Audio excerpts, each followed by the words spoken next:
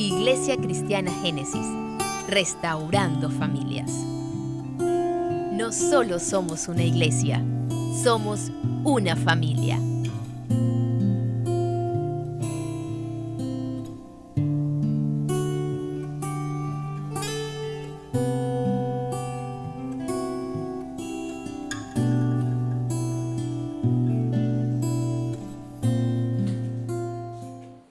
Hola mis queridísimos hermanos, Dios los bendiga muchísimo en esta mañana. Yo soy su hermano Rogelio García y humildemente me toca compartir con ustedes la palabra de Dios en esta mañana. Así que los bendigo en el nombre de Jesús en esta mañana y los invito a que caminen conmigo a lo largo de la Escritura para desarrollar un tema muy interesante que tiene que ver con el lema que es la iglesia confiando y esperando en las promesas del Señor.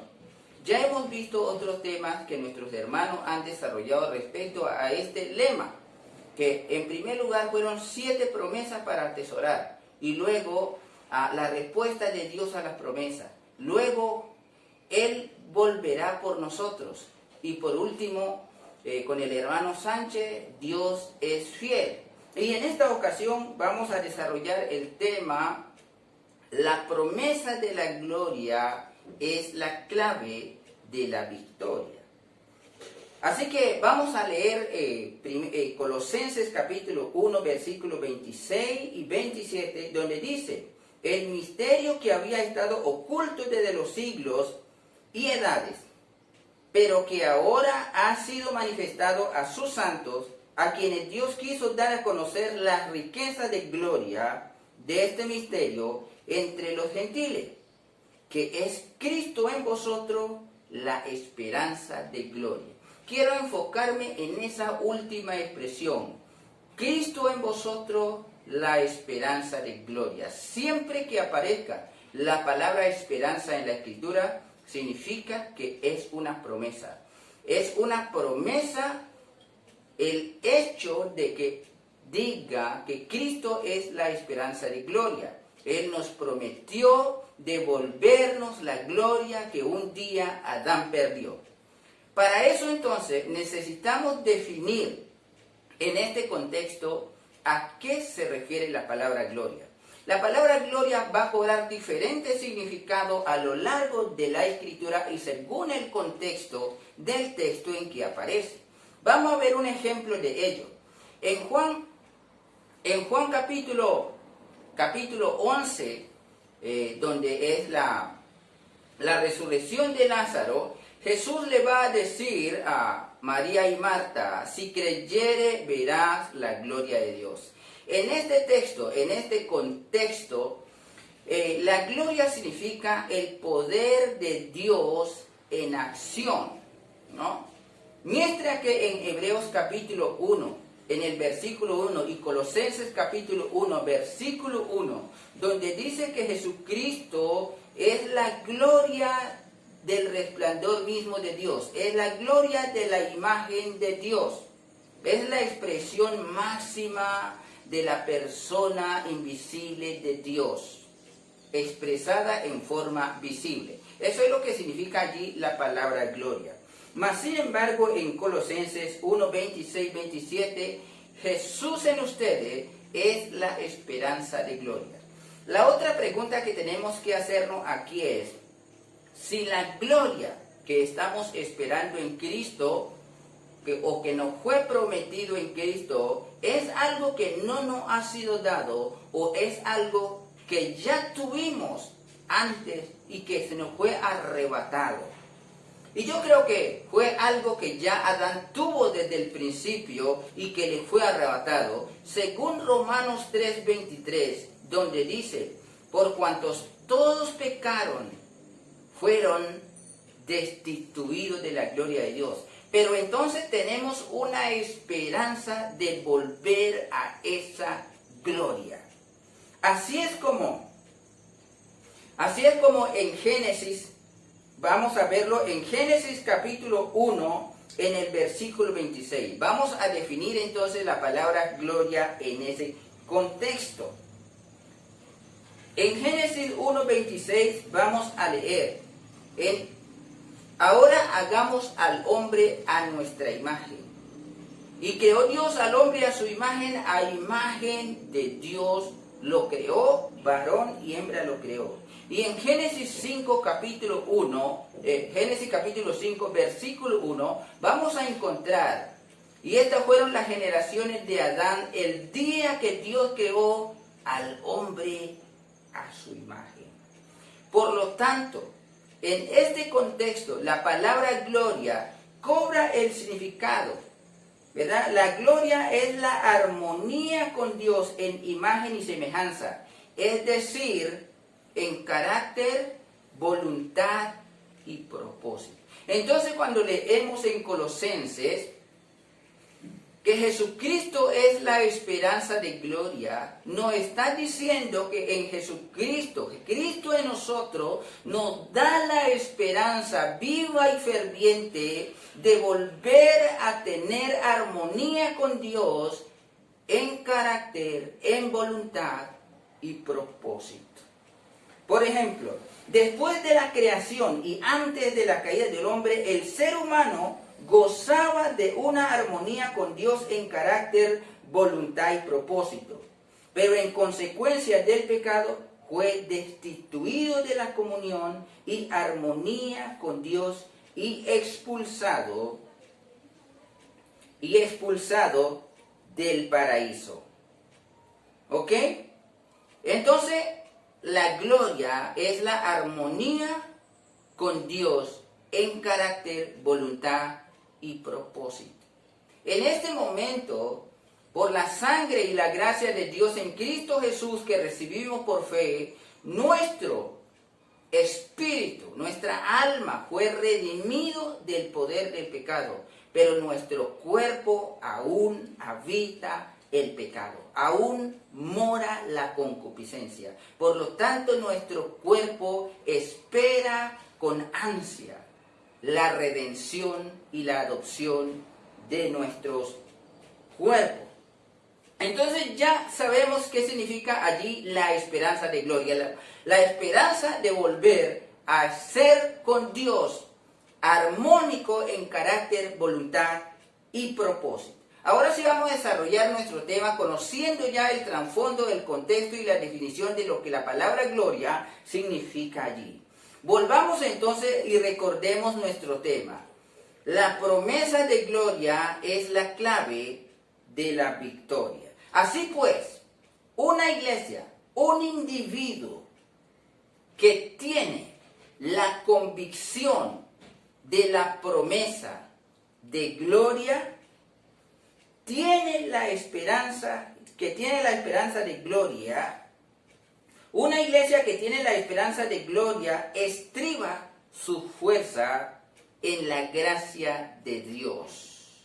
Por lo tanto, Satanás, la sociedad, no va a poder sofocar su convicción, no va a poder sofocar su fe, porque su fe no estriba de cómo se siente, no depende de cómo se siente, no depende de cómo está la economía, no depende de cómo está la sociedad, porque su fe tiene una cuerda atado a la eternidad, a la esperanza de gloria. Y por lo tanto, toda su convicción, su salvación, su esperanza descansan única y exclusivamente en la obra consumada de Cristo en la cruz del Calvario. Su justificación estriba en la fe en Cristo. Como leemos en Romanos 5:1, justificados pues por la fe tenemos para con Dios y nos gloriamos en la esperanza de la gloria de Dios. Estriba el hecho de la reconciliación de Dios con el hombre en la obra consumada por Cristo en la cruz del Calvario. Así lo leemos en Romanos capítulo 5, versículo 11. Y no solo esto, sino que también nos gloriamos en Dios por medio de nuestro Señor Jesucristo, por quien hemos recibido ahora la reconciliación. ¿Verdad? Entonces, en primer lugar, una persona, una iglesia que espera en la promesa de la gloria, estriba totalmente su redención en la obra consumada de Cristo en la cruz del Calvario. En segundo lugar, una iglesia que alberga la esperanza de la promesa de la gloria se alegra en la tribulación. Por lo tanto, hace de la tribulación una oportunidad para crecer, como lo vemos en Romanos capítulo 5, versículo 3, y dice, y no solo esto, sino que también nos gloriamos en las tribulaciones, sabiendo que la tribulación produce paciencia. Una persona anclada a la promesa de gloria no se deja sofocar la convicción de la esperanza de gloria por la dificultad. Más bien, cada dificultad para él se convierte en una oportunidad de consolidar el carácter de Cristo en él, de poner a prueba la templanza de su carácter formado en Cristo. Como también vemos en Santiago 1:3, 1, 2 y 3, hermanos míos, tened por sumo gozo cuando os halléis en diversas pruebas, sabiendo que la prueba de vuestra fe produce paciencia. Mantenga la paciencia su obra completa, para que seáis perfectos y cabales, sin que os falte cosa alguna. Estamos desarrollando el tema, la promesa de la gloria es la clave de la victoria. Como podemos ver en los dos puntos que hemos desarrollado, no hay ocasión para la depresión, no hay ocasión para la tristeza, no hay ocasión para el desánimo, porque la cuerda de la que estamos atados está en la ancla firme llamado Jesucristo, y en la esperanza de volver a tener armonía absoluta con Dios en carácter, voluntad y propósito. ¿Ok? Entonces, en Santiago, no solamente el creyente, la iglesia que tiene la esperanza de gloria, se gloría en la tribulación, tiene fuerza en la tribulación, le saca provecho a la tribulación, sino que soporta las aflicciones con longanimidad en nombre de la gloria venidera. Así se encuentra expresado en Romanos capítulo 8, en el versículo 18, y dice de la siguiente manera: pues tengo por cierto que las aflicciones del tiempo presente no son comparables con la gloria venidera que en nosotros ha de manifestarse. Y en esta actitud, la iglesia depende del Espíritu Santo y anhela ardientemente la adopción. Este es el tercer punto. Depende del Espíritu Santo y anhela ardientemente la adopción y redención de su cuerpo, es decir, la glorificación. Y por eso, el creyente que tiene la esperanza de gloria se queja, no, ora. En todo tiempo, con toda oración y súplica en el Espíritu Santo, por todos los santos, como lo dice Efesios 6:18. No solamente ora, sino que se purifica cada día en esa esperanza. Quiere entrar de manera amplia al cielo, como dice 2 de Pedro capítulo 1. Así está expresado en 1 Juan 3:3. Y todo aquel que tiene esta esperanza, en él se purifica a sí mismo, así como Él es puro. Veamos que si nosotros anclamos nuestra convicción y tenemos esa promesa y esperamos en esa promesa de la gloria de Dios, vamos a ser hombres de oración. Vamos a ser hombres que nos purificamos cada día. Como también dice 2 de Timoteo 2:19. Pero el fundamento está firme.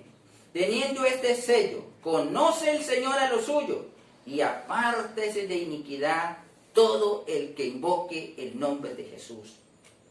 No solamente ora, no solamente se purifica, sino que se equipa para el ministerio. Según Efesios 4:11, sabiendo que el Señor constituyó apóstoles maestros para formar a los santos, para que crezcan a la estatura del Hijo de Dios, a un varón perfecto que no fluctúa en su fe, sino que en medio de la tribulación permanece firme. Así también nosotros lo leemos en 2 de Timoteo 2:15. El apóstol Pablo habla a uno de sus discípulos que tiene la esperanza de la gloria de Dios y le dice: procura con diligencia presentarte a Dios aprobado como obrero que no tiene que avergonzarse. Y en 2 de Pedro capítulo 1 a partir del versículo 3. Ustedes que ya tienen la esperanza de gloria, ustedes que recibieron la promesa grandísima y preciosísima, añádenle a su fe virtud, a la virtud conocimiento, al conocimiento dominio propio, amor fraternal. Y si tuvieres todas estas cosas, no estarán sin fruto y no resbalarán jamás. En cambio de ello, tendrán una amplia entrada al reino de los cielos. No solamente ora, se purifica, se equipa para el ministerio, sino que también predica el evangelio cumpliendo con el mandato de la gran comisión. Y en último lugar, no solamente predica, sino que trabaja con su propia mano. Esto lo dijo el apóstol Pablo en 2 de Tesalonicenses 3:10. Donde dice: el que no trabaja que tampoco coma. Pero los versículos anteriores, él dice: les hemos dado ejemplo, trabajando con nuestra propia mano noche y día para nuestro sustento, ¿no? Entonces, esta es la persona, la iglesia que espera en la promesa de la gloria. Como podemos observar, no hay cabida para la depresión, no hay cabida para desmayar, no hay cabida para estancarse, sino que ese que tiene esperanza de gloria saca provecho de la dificultad, se forma, ora, se purifica, trabaja, predica, tiene una vida integral. Como lo dice 2 de Pedro 1:3 en adelante, no lo dejará estar ocioso y sin fruto, sino que antes bien esto abundará en ustedes más y más. Así que las otras promesas, si nosotros nos aferramos a la promesa de la gloria de Dios, no tendremos necesidad de pedir y estar obsesionados por las otras promesas que son puramente terrenales. Porque la Escritura en Juan 14:12 y 15:7 nos dice: hijos míos, si ustedes guardan mis mandamientos, si ustedes me aman, mi Padre le amará, y todo lo que pidan en mi nombre, yo lo haré. Así que, mis queridos hermanos, les exhorto en esta mañana, en el nombre de Jesús, ponga su mirada en la promesa, en la esperanza de la gloria de Dios, de volver a tener esa armonía en carácter, en voluntad y propósito con Dios. Allí estaban los héroes de la antigüedad viendo, saludando aquella eternidad gloriosa, y no estaban atados a los quehaceres de este mundo. Con esto no quiero decir que no tenemos que trabajar, sino que eso no debe ser el fin de nuestra vida. El fin de todo creyente debe estar enfocado en la esperanza de la gloria de ellos. Y en nombre de esa esperanza, tiene una vida fructífera, llena del Espíritu Santo, llena de vigor, llena de fuerza, y no habrá, como dice Romanos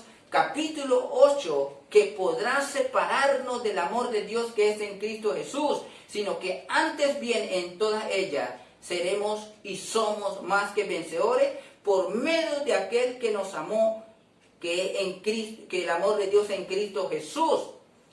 hambre, tribulación, persecución, enfermedad, ángeles, demonios, Satanás, ninguna cosa creada podrá separarnos del amor de Dios, podrá apagar este anhelo ardiente que tenemos por la redención, por la glorificación. Nuestra esperanza de gloria es la clave de la victoria. Si usted estriba su esperanza en la eternidad, no va a haber caída en tu vida, ya que la promesa de la gloria es la clave de la victoria. Queridos amigos, no le quito más tiempo, Dios los bendiga muchísimo.